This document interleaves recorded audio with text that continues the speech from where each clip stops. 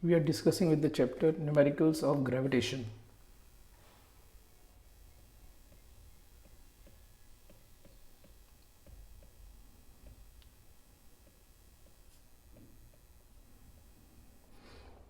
Okay, now the position vector of object of mass m1 25 kg and mass m2 10 kg having position vector, let it be which value, vector r1, and let this vector be what, vector r2. Obtain the vector representing the gravitational force on 25 kg, that is nothing other than m1, object by the 10 kg, that is nothing other than m2. Matlab they have told you to find out the force acting on 1 due to 2. Is that clear or not?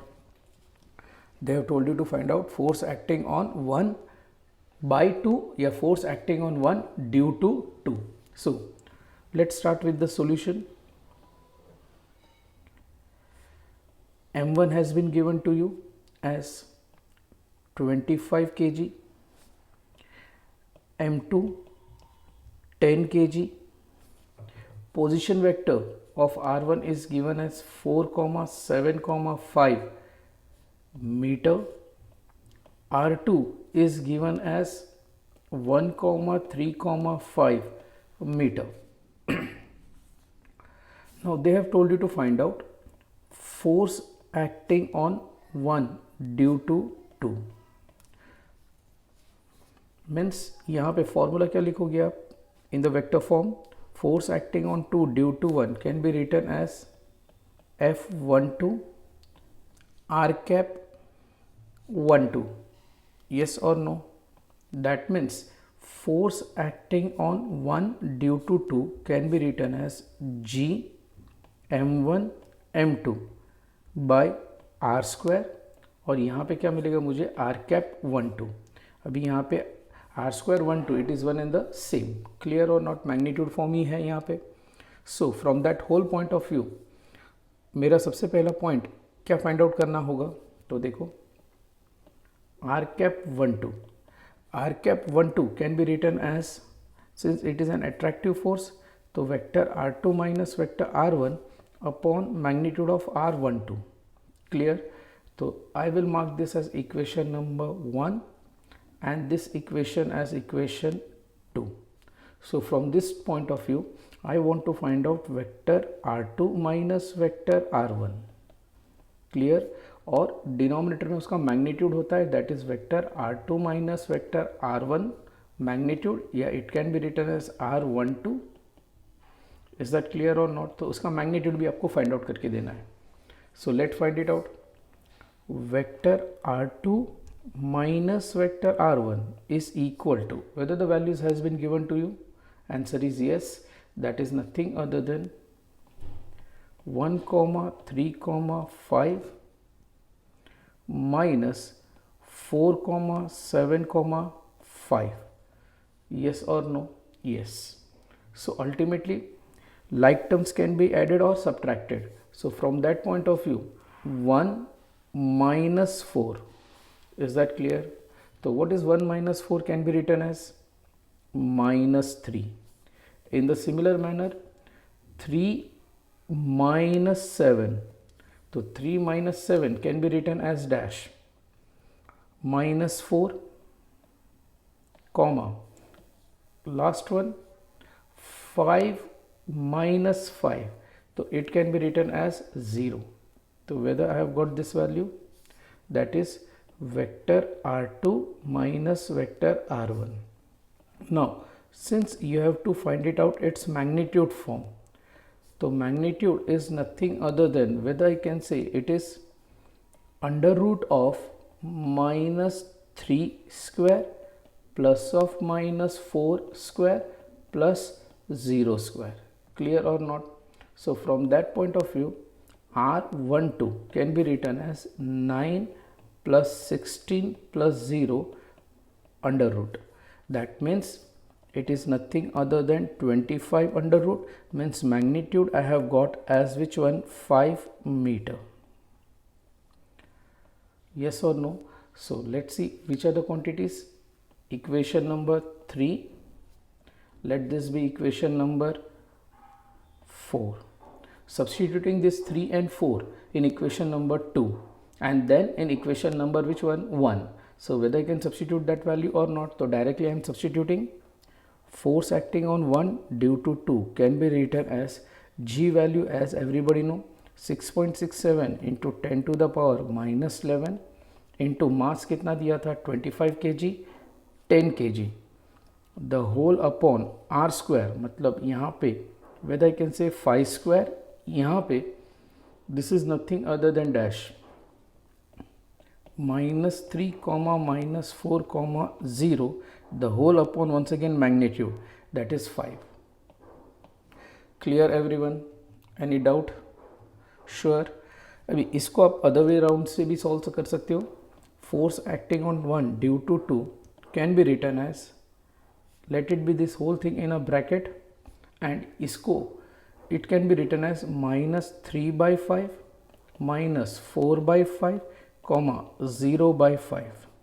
Clear? इसको आप individually solve कर सकते हो. Force acting on 1 due to 2, this whole value in bracket.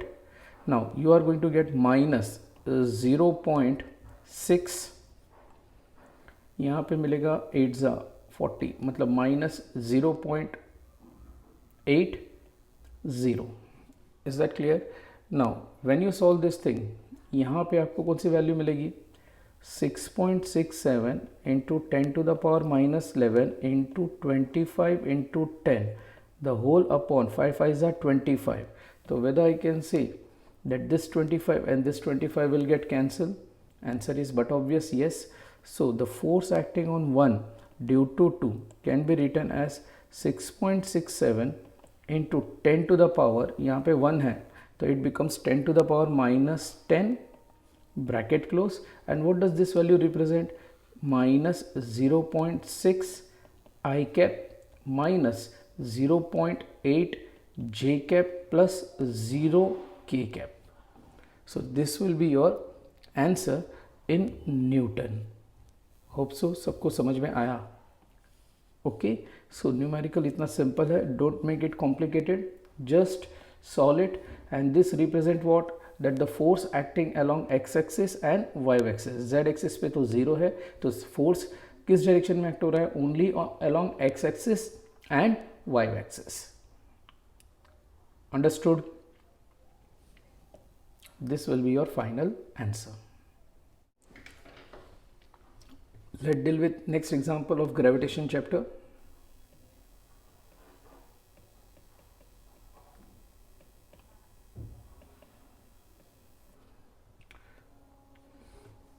At each vertex of equilateral triangle, what is the meaning of equilateral triangle? All sides are equal. Of a particle of mass m is kept. What is the gravitational force acting on mass m placed at the centroid of the triangle? Okay, यहाँ पे this mass is capital M. If the mass capital M is placed at the centroid of the triangle, the distance of the centroid from the vertex is how much? 1 meter.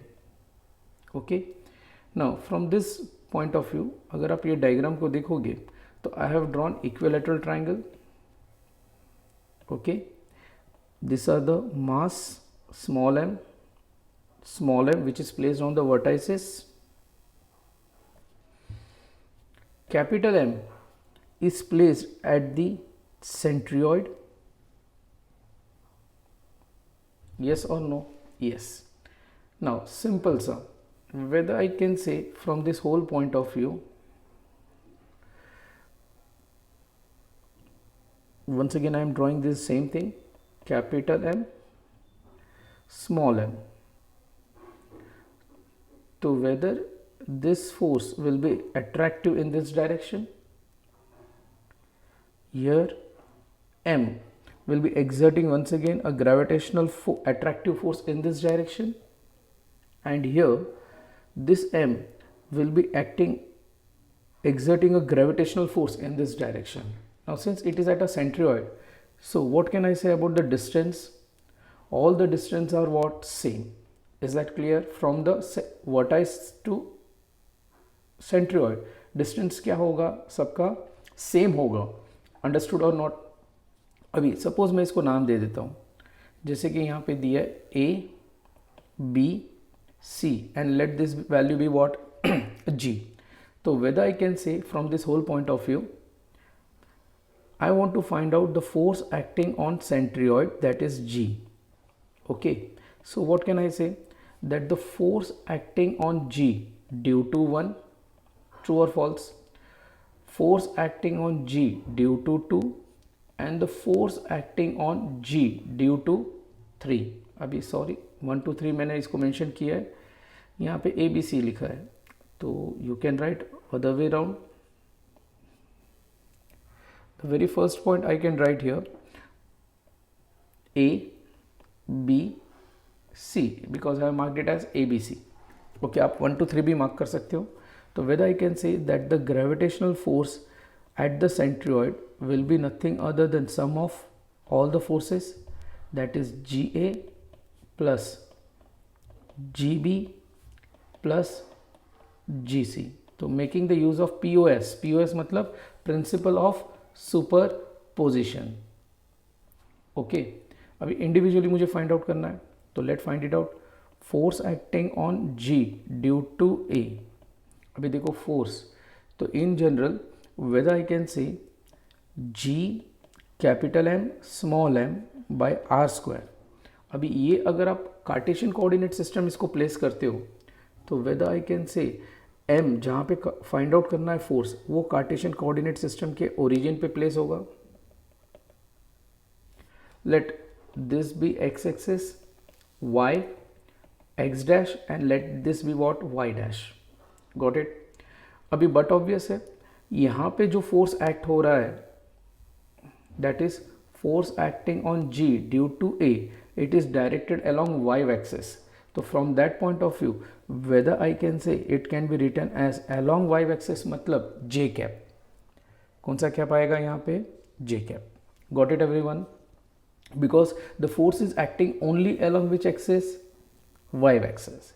In the similar manner, if I say that the force acting on G due to B, तो once again same rule, magnitude is same, G capital M small m, distance r square. अब इसका direction देखो. चलो, अब इसका अगर आप direction देखोगे तो मैं ये बोल सकता हूँ, यहाँ पे इसका direction force acting on G due to B, force acting on G due to B means in this direction. Yes और नो? तो from that point of view ये आपका कार्टेशियन कोऑर्डिनेट सिस्टम हुआ. ये एंगल 30 है, तो बट ऑब्वियस है ये एंगल भी क्या हुआ? 30. ये आपका force acting on G due to B. तो इसके दो कंपोनेंट्स मिलेंगे, एक component along x dash and another component along y dash. अभी यहाँ पे this will be minus i cap, this will be which value? Minus J cap. True और false? True. तो यहाँ पे whether I can say it is i cap but it makes an angle of 30 degree. तो यहाँ पे whether I can right I cap cos 30 degree because it is along x, तो ये cos होगा. This value will become nothing other than sine. So from that point of view, whether I can simplify, just write it here in the format of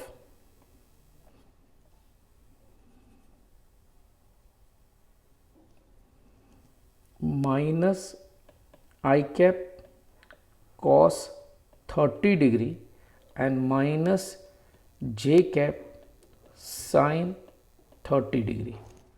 clear everyone? कोई doubt, कोई query? क्योंकि magnitude of the force is same. Is that clear or not? In the similar manner force acting on G due to C, तो magnitude remain same, G capital M small m by are square.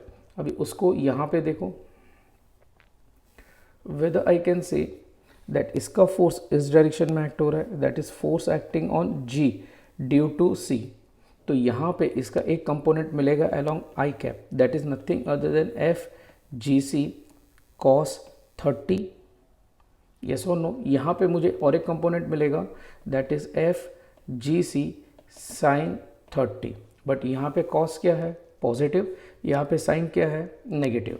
तो from that whole point of view magnitude is what, same.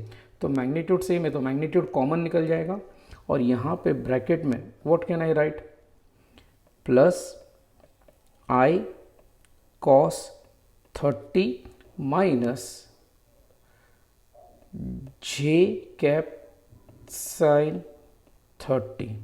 Many time students didn't get के sir ये ऐसा कैसे लिखा, तो मैं आपको लिए सिंप्लिसिटी लिख देता हूँ जिसको नहीं समझ में आया।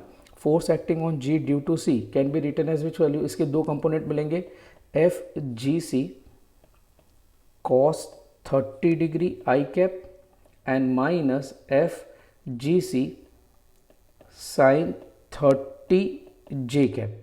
अभी इसमें ये वैल्यू तो क्या है, कॉमन है, which is representing which value, this value, इसलिए मैंने इसमें G capital M small m by are square common निकाल दिया, और यहाँ पे क्या मिलेगा, I cos 30 degree and minus J sine 30 degree. Hope so सबको ये समझ में आया जो एक्स्ट्रा मैंने लिखा। जो स्टूडेंट्स को नहीं समझ में आया कि सर अचानक ये कैसे आपने स्टेटमेंट लिखा, तो वो स्टेटमेंट मैंने आपको यहाँ पे वेरीफाई करके बता दिया।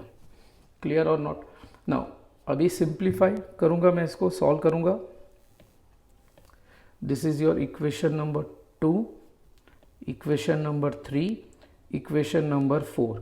Substituting 2, 3, 4 in equation number 1. Substituting equation 2, 3, 4 in equation number 1. So the force acting on G can be written as, सब में कॉमन क्या मिलेगा, G capital M small m by R square in bracket, पहला क्या था J कैप, चेक करो J cap, second क्या था आपका minus I cos 30 minus J cap sine 30, once again last वाला plus I cap cos 30 minus J cap sine 30 degree. Clear or not. So this give rise to dash G capital M small m by R square in bracket.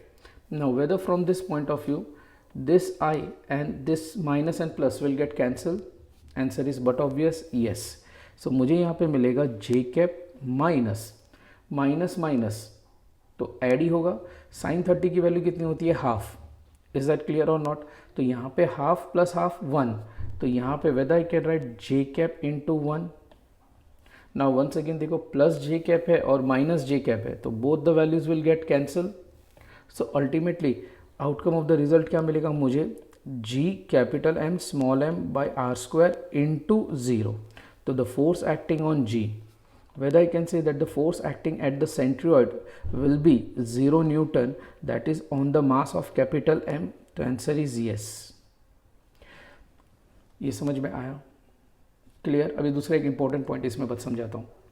देखो अगर आप अच्छी तरह से इसको observe करोगे ना, तो whether it was a close surface और सबका मास सेम है यहाँ पे वर्टाइसेस पे, small m small m small m, और यहाँ पे कैपिटल M है, इसका फोर्स इसके ऊपर, इसका फोर्स इसके ऊपर, इसका फोर्स इसके ऊपर, तो whether it is a closed और not.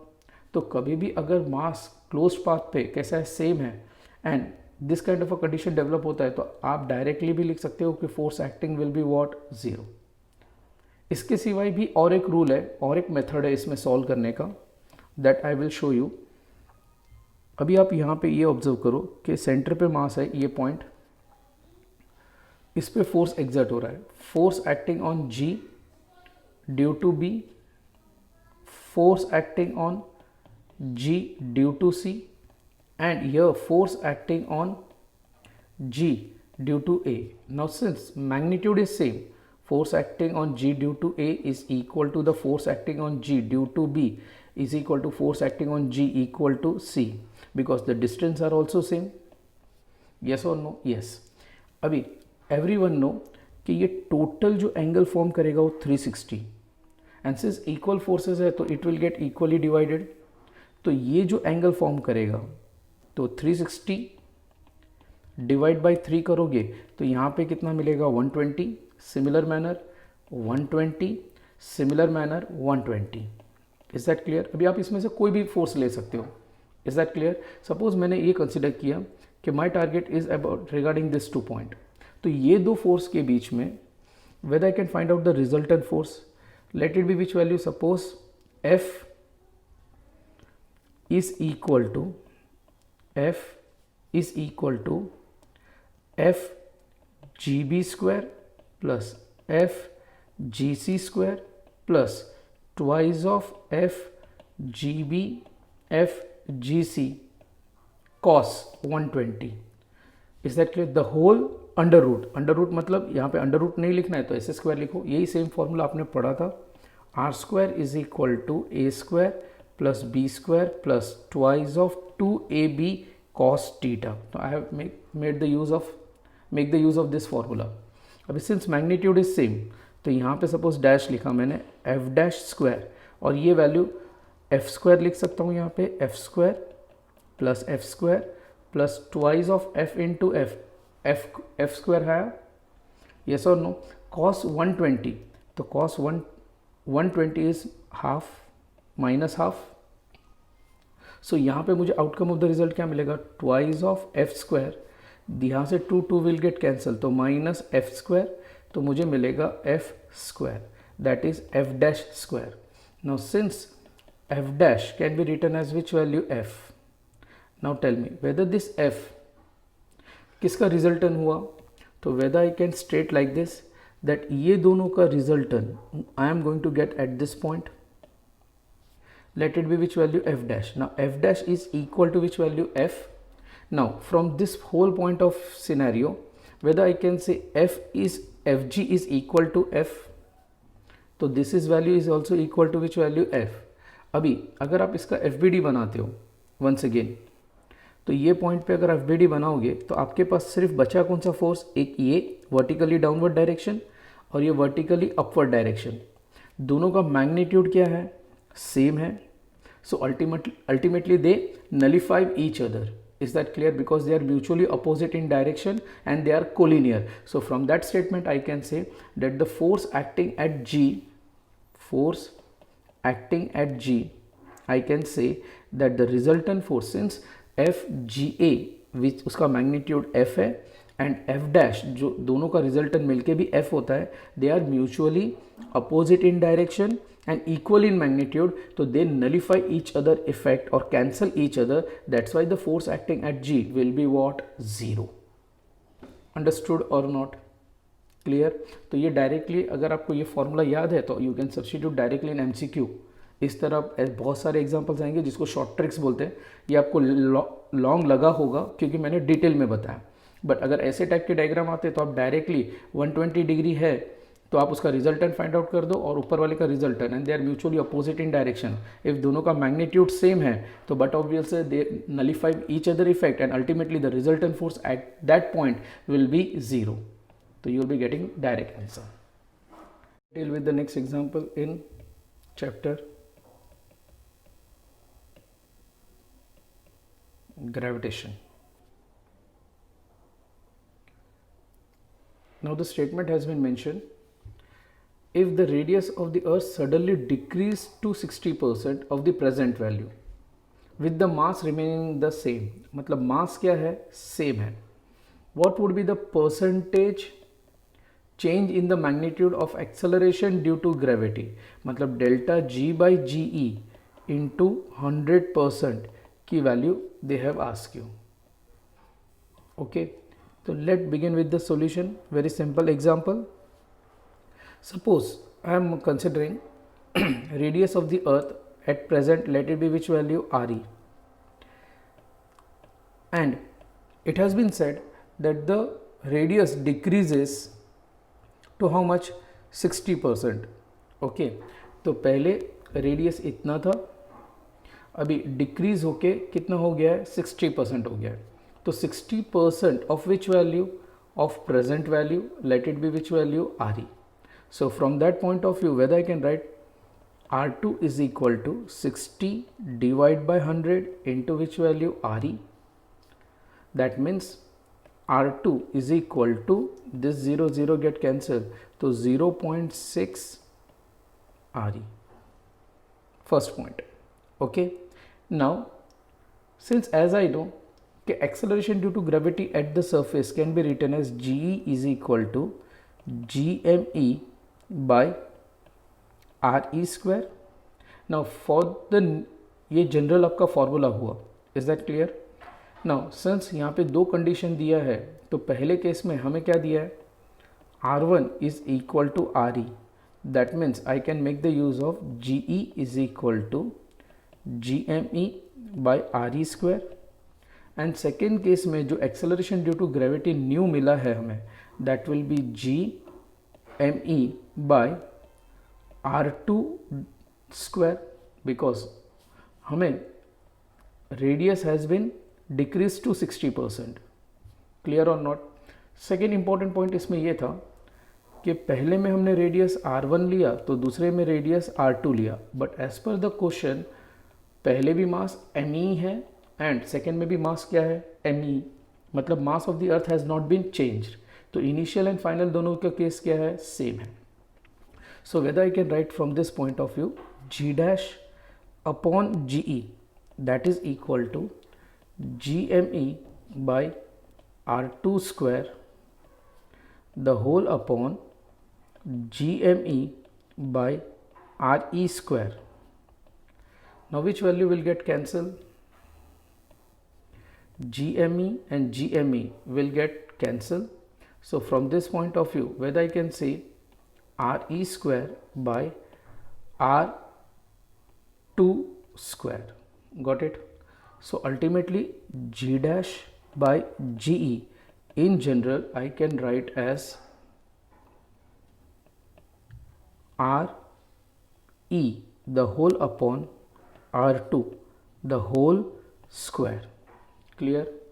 Now from this once again point of view, R E upon, whether I can write like this, radius has been 0.6 RE, R2 का value, since as I know कि R2 is nothing other than 0.6 of which value RE. This RE and this RE will get cancel. So ultimately मुझे मिलेगा G dash by GE is equal to 1 by 0.36. Got it or not? Any doubt? Sure. So ultimately whether I can say G dash can be written as 1 by 0.36, that is 100 by 36. 100 by 36 can be written as 25 by 9 GE. Equation number suppose 1. अभी मुझे क्या find out करना है, increase in the acceleration due to gravity, that is delta G. तो delta G can be written as dash G dash minus GE, that is equal to 25 by 9 GE minus GE. Yes or no?